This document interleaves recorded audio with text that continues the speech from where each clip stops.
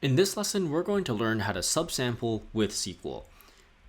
As usual, I recommend loading up the data hub and starting a notebook. In that notebook, you're going to load the SQL extension and connect to a database. What we're going to do is actually work with this Penguin database that you saw before. So I'm just going to copy and paste the create table and insert into clauses and commands from the previous lesson, and you can do the same. This constraint here, where height is greater than or equal to 0, doesn't really matter.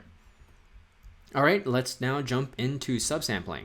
We have several options for subsampling from the Penguin table. The first option is just simply return the first 3 rows. So let's try this in code now. And here we go, we only have 3 rows. However, just picking the first 3 rows is not really subsampling. So let's try this again. This time we're going to pick a random column to sort by. We're going to sort by the height. So let's try this again.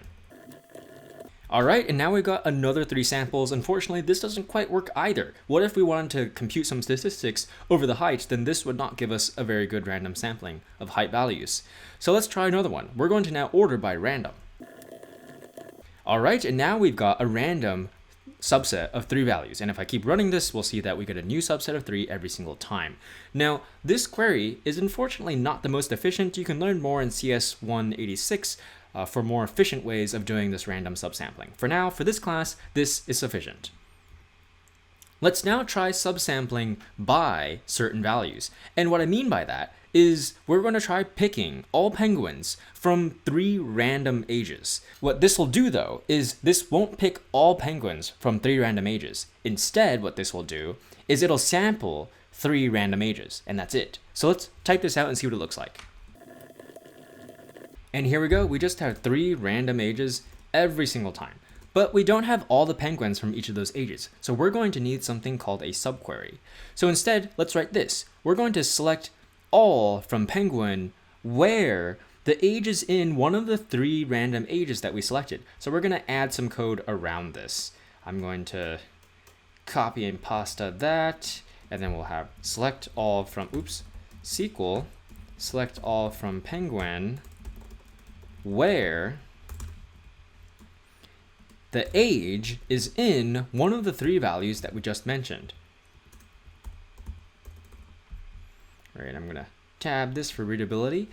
And this is called a subquery. Let's try running this, and here we go. We have all the penguins from 3 random ages. Here we notice that age 10 has 2 penguins, and we've got both of them here. Here's a practical tip though. Here's a practical tip. When you need multiple results from a subset of groups, you should use a subquery. There may be other scenarios where you also need a subquery. This is just one of them. Now we're going to select all penguins from 3 random ages, but in a slightly different way. Instead of using a subquery, we're going to use something called a common table expression.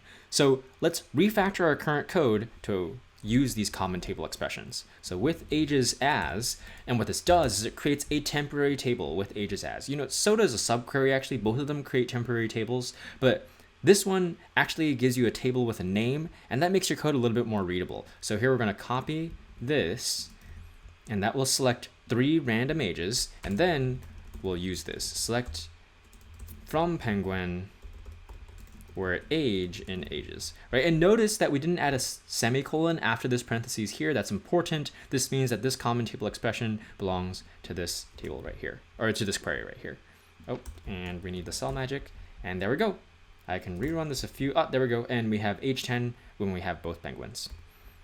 So note, describe a 1-column table for subqueries and common table expressions when we're using that table for a where in clause. So that's exactly what we did here. When we have this where age in and then the output of some common table expression or subquery, that table needs to only have 1 column, right? So that's why we wrote here select age. All right.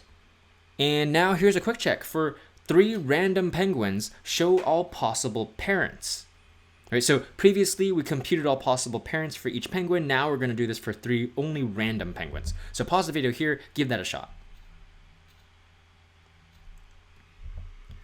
All right, so now let's talk about the solution. We previously wrote these 3 lines here, select all the way down to join on, right? So those 4 lines are the exact same from before, where we're computing the parent possible parents for every single penguin. Now, the challenge is to do this again, but selecting 3 random penguins. And so to do that, we're going to use this common table expression up here to compute all the children. So let's do this piece by piece. We're going to start off with this common table expression. So here we'll have with children as select ID from penguin, order by random, and limit 3. So just to debug, we're going to start off by reporting everything in this table. So select all from children, and there we go. We have 3 random ages. Okay, so that looks good. Let's now use it. We're going to select all from penguin. So this is the query that we wrote before for finding all possible parents for each child penguin. On child.age less than parent.age. We haven't used this children yet, so now we're going to make sure that we only select for child.age in oops, nope, that's not right. So here, notice that our common table expression selects the ID, right? So we're going to make sure that our child ID matches one of those IDs. So here we're going to have children. And there we go. We have only 3 random ages. In this case, we have the child age, which is 10, 5, or 12. Right, so these on the right are the parent ages. So we have the child ages 10, 5, or 12, and then for each of those, we select all of the possible parents. Right, so here we have Bob is age 4, which is older than Dahlia, and then Fred, which is age 4, older than Dahlia. And that's it.